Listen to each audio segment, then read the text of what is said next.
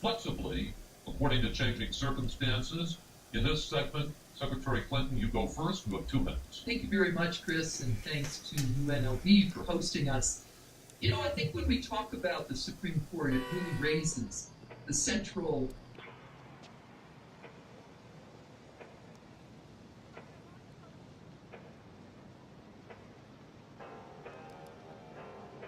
the Supreme Court needs to stand on. You know, I think when we talk about the Supreme Court, it really raises the central issue in this election. The side of the American people, not on central issue in this election.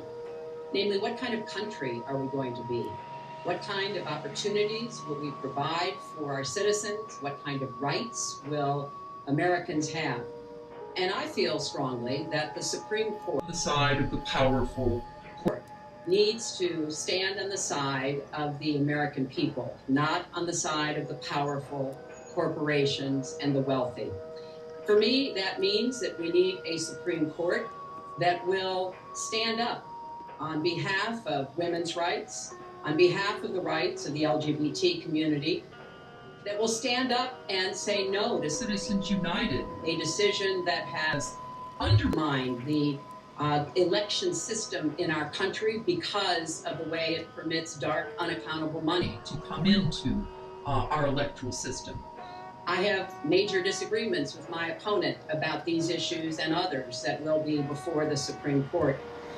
But I feel that at this point in our country's history, it is important that we not reverse marriage equality, that we not reverse Roe v. Wade, that we stand up against Citizens United, we stand up for the rights of people in the workplace, that we stand up and basically say the Supreme Court should represent all of us.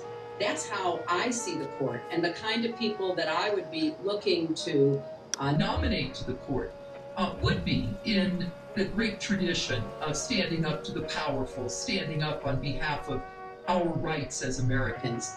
And I look forward to having that opportunity. I would hope the Senate would do its job and confirm the nominee that President Obama has sent to them. That's the way the Constitution fundamentally... On the side of the powerful corporations and the wealthy. For me, that means that we need a Supreme Court that will stand up on behalf of women's rights, on behalf of the rights of the LGBT community, that will...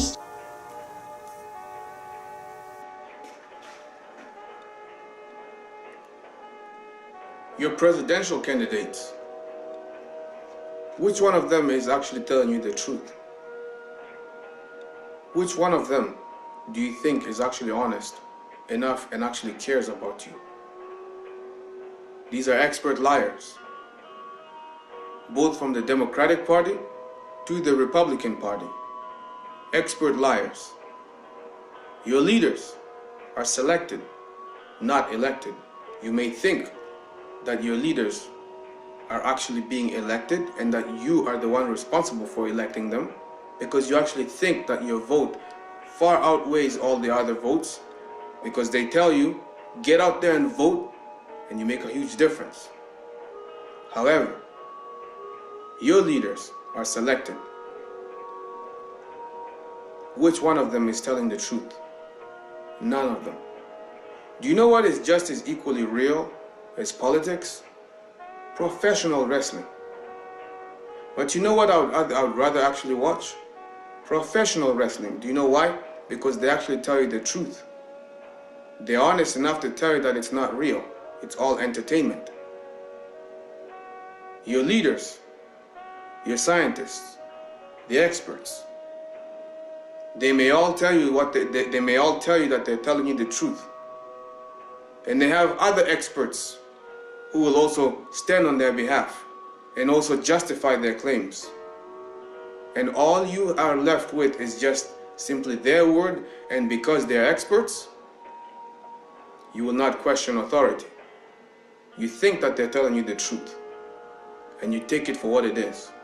And anyone who dares to question authority is a loser of society. The question is, are you just going to sit there and accept what they're telling you, or are you going to actually think for yourself and think differently? Because your leaders, none of them are telling you the truth. Demand their truth. Go and search it for yourself. Nonetheless, I may have said that I'd rather watch professional wrestling rather than to watch politics and to follow what's taking place within the political playgrounds. However, it's good to pay attention to everything that takes place within the political playgrounds, because that is what's going to affect you tomorrow. So pay close attention to every single detail of it. Pay attention to it, observe it. Observe these leaders of yours, because that's how you're going to know where you're going to be tomorrow. Nonetheless, they will always remain expert liars until the end of time. But for now, I got breaking news for those of you who follow professional wrestling. Goldberg just returned back to the WWE. So you know what? I'm going to watch that right now.